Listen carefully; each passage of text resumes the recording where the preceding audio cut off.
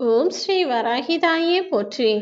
என் அன்பு குழந்தையே, வஜ்ரகோசம் என என் நாமத்தை சொல்லி, அதாவது சிம்ம வாகினியே, என்னை காப்பாற்று, எனக்கான வெற்றியை கொடு என வெற்றிகரமாய் என்னை தொட்டு இந்த பதிவை கேட்க வந்துவிட்டாய் அல்லவா?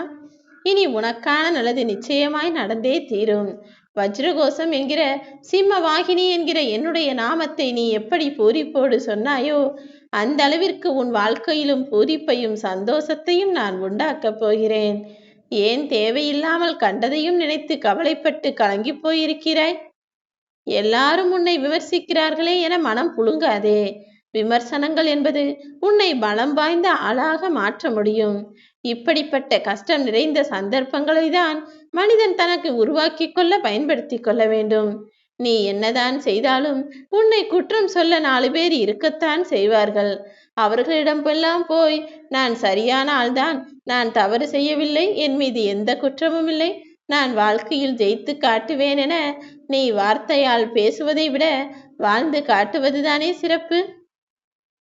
இனிமேல் உனக்கான நாள் நல்ல நாளாகவும் உனக்கான பொழுது நல்ல பொழுதாகவும் இருக்கும்படி உன்னை அருள் செய்து காப்பாற்றி உனக்கான வேண்டுதல்களை எல்லாம் நிறைவேற்றி நீ எதிர்பார்த்த நல்லதை நடத்தி கொடுப்பதற்காக தான் இந்த வராகியம்மா உன்னை நோக்கி வந்துள்ளேன். உன் வாழ்க்கை ஒரு நாள் மாறும் என்று நான் சொன்னேன் தான், ஆனால் ஒரே நாளில் மாறிவிடாது அல்லவா? தொடர்ந்து கடமையை செய்து வா. என்னை வணங்கும் என் அன்பு பிள்ளையான உனக்கு துணையாய் நான் இருப்பேன்.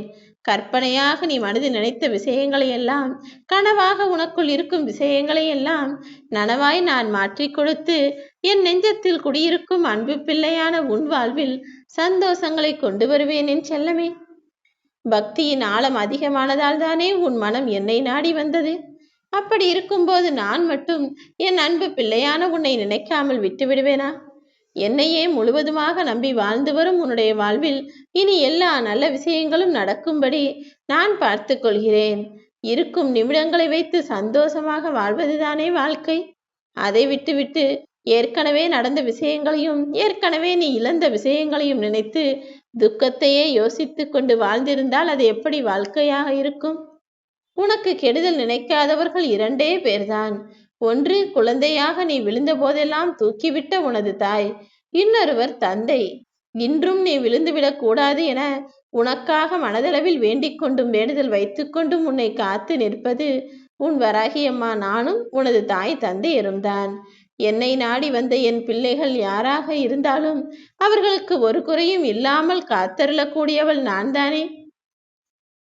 நிச்சயமாய் உன் மனதில் இருக்கும் வேதனைகளை எல்லாம் சரி செய்து உனக்கான சந்தோஷத்தை கொடுத்து நீ பிரகாசமாய் ஜொலிஜொலிப்பாய் உன் வாழ்க்கையை வாழுவதற்கு எல்லா வகையிலும் நான் துணை நிற்பேன்.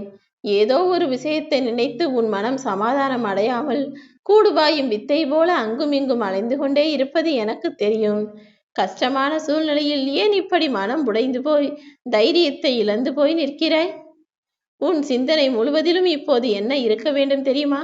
இதுவும் கடந்து போய்விடும் என உனக்குள் நீ நம்பிக்கையோடு இருக்க வேண்டும்.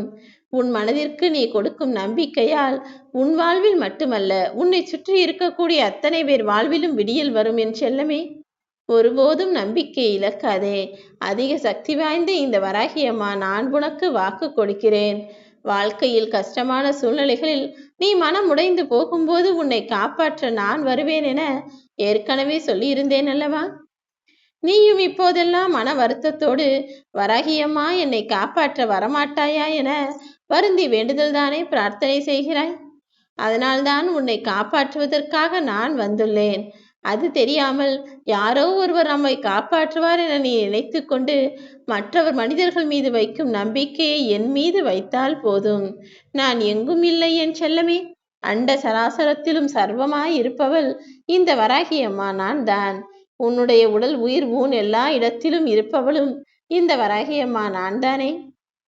நானே கதி என என்னையே நம்பி வாழ்ந்து கொண்டிருக்கும் கோடான கோடி பக்தர்களில் நீயும் ஒரு ஆளாகத்தான் இருக்கிறாய். இருந்தாலும் நான் எதற்காக உன்னை தேடி வந்து பேசிக்கொண்டிருக்கிறேன் தெரியுமா? நிறைய பேருடைய மனதில் நான் இருக்கிறேன். நிறைய பேர் அவர்களுக்கான நல்லதை செய்ய சொல்லி என்னிடம் வேண்டுதலும் வைக்கிறார்கள். இருந்தாலும் நான் எதற்காக உன்னை தேடி வந்தேன் என்றால், உனக்குள் நல்ல குணமும் நல்ல எண்ணமும் நல்ல சொல்லும் நல்ல செயலும் இருக்கிறது. எந்த கள்ளங்கபடமும் உன் மனதில் இல்லை. உன் மனதிற்கு தெரியும் யார் உன்னை ஏமாற்றுகிறார்கள் என்று. இருந்தாலும் கூட நீ எல்லாரிடமும் ஒரே மாதிரி பழகுகிறாய். யாரையும் ஒதுக்கி வைக்கவும் இல்லை, தள்ளி வைக்கவும் இல்லை.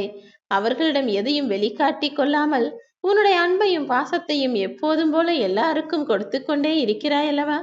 அந்த விஷயம் எனக்கு மிகவும் பிடித்திருக்கிறது. உன்னுடைய மிகப்பெரிய சொத்தே உனது நிம்மதிதானே. அதை ஏன் தேவையில்லாத மனிதர்களுக்கும் நல்லது கெட்டது தெரியாத மனிதர்களுக்கும் செலவழிக்க வேண்டும்? யார் என்ன செய்தாலும் எதை செய்தாலும் எப்படி செய்தாலும் உன் மனதிற்குள் அதை தூக்கி சுமக்காமல் அவர்களுக்கு தெரிந்தது இவ்வளவுதான்.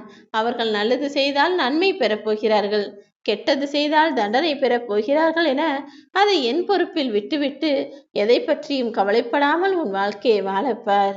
சில காரியங்கள் இப்போது நிறைவேறாமல் இருக்கிறதே, எதிர்காலம் எப்படியாகுமோ என நினைத்து நீ கவலைப்படுகிறாய் என்பது எனக்கு தெரியும். உன் எதிர்காலத்தின் சாவியை என்னிடம்தானே ஒப்படைத்துள்ளாய். நீ தினமும் செய்யும் செயல்களிலிருந்து பிறக்கிறது தான் உனது வேர்கள். வேர்கள் உறுதியாக இருந்தால் வீசும் காற்றுக்கு அஞ்ச தேவையே இல்லை.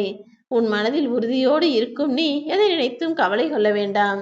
உன் கஷ்டங்களை எல்லாம் தீர்த்து வைத்து உனக்கான சந்தோஷத்தை கொடுப்பதற்காக இந்த வராகி அம்மா நான் தயாராகவே இருக்கிறேன்.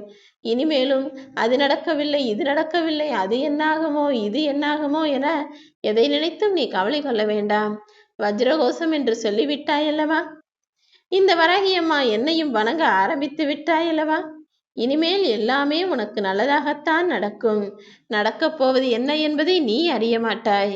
ஆனால் நடக்கப் போவது அனைத்தையும் உனக்கான இனிமையானதாக நடத்தி கொடுக்க நான் ஏற்கனவே முடிவெடுத்து விட்டேன் என் செல்லமே. நீயாகவே தேவையில்லாமல் உன் மனதோடு போராட்டம் நடத்தாதே. மனதை அமைதியாக வைத்துக்கொள். முடிந்தால் தியானத்தால் உன் மனதை ஒருநிலைப்படுத்தப்பார். அதன் மூலமாக நிச்சயமாய் நீ மகிழ்ச்சி அடைவாய். எந்த விஷயத்தை பேசுவதாக இருந்தாலும் அதை ஒரு முறைக்கு இருமுறை உன் மனதிற்குள் சிந்தித்து கொண்டு பேசு. ஏனெனில் பேசிய பிறகு வார்த்தைகளை வீசிய பிறகு அதை பற்றி சிந்திப்பதென்பது வீணானதல்லவா? எல்லா மனிதர்களும் ஒருவருக்கொருவர் மாறுபட்டவர்களாகத்தான் இருக்கிறார்கள். அதே போல ஒரு மனிதரை சிரிக்க வைப்பதற்கும் மகிழ்விப்பதற்கும் நிறைய வித்தியாசம் இருக்கிறது. சிரிக்க வைப்பதென்பது மிகவும் சுலபமானது. என்ன வேண்டுமானாலும் சொல்லி சிரிக்க வைத்து விடலாம். ஆனால் சந்தோஷப்படுத்துவது என்பது மிகவும் கடினமானது அல்லவா? அப்படி உன் வாழ்விலும் உன்னை சந்தோஷப்படுத்தக்கூடிய விஷயங்கள் எது என்பதை முழுவதுமாக அறிந்ததால் தான் அதை உனக்கு செய்து கொடுக்க நான் வந்துள்ளேன். இனிமேல் உன் பிரச்சனைகள் என்பது இந்த தேய்பிறை நிலவு போல, அந்த தேய்பிறை நிலவு நிறைந்த வானம் போல தேய்ந்து கொண்டே போய் மறைந்தும் விடும். உன் துன்பங்கள் எல்லாம் காணாமல் போய் இன்பங்கள் உன் வாழ்வில் எல்லா இடத்திலும் நிறைந்து இருக்கும்படி நான் அருள் செய்கிறேன் என் செல்லமே. நீ கவலை கொள்ளவே வேண்டாம். நீ வாழ்வது உன்னுடைய வாழ்க்கைதான். ஆனால் ஒருபோதும் யாருக்கும் எந்த தீங்கும் கெடுதலும் நினைக்காத நீ மற்றவர்களுக்கு பயன்படும்படிதானே வாழ்ந்திருக்கிறாய். அப்படிப்பட்ட சிறப்பான வாழ்க்கையை நீ வாழ்ந்ததற்காகவே நான் உன்னை பாராட்ட வேண்டும். இனிமேல் எல்லாமே உன் வாழ்வில் நீ நினைத்தது போல நல்ல விதமாகவே நடந்து முடியும். என் ஆசீர்வாதம் துணை இருக்கு.